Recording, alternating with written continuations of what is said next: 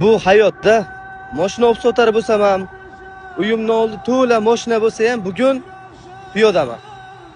Taksi ham yo'q. Ishga borishim kerak. Taksi ham to'xtamayapti.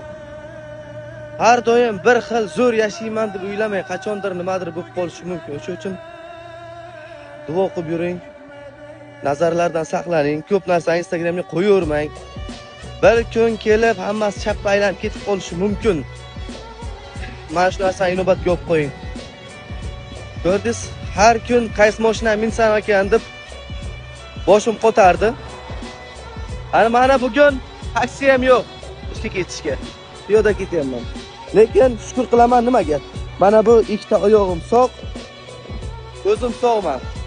Yuribman. Nafas olyapman. Yana boshqatdan to'plab olamiz. Video o'tkazib olishingiz mumkin. Sog' bo'ling.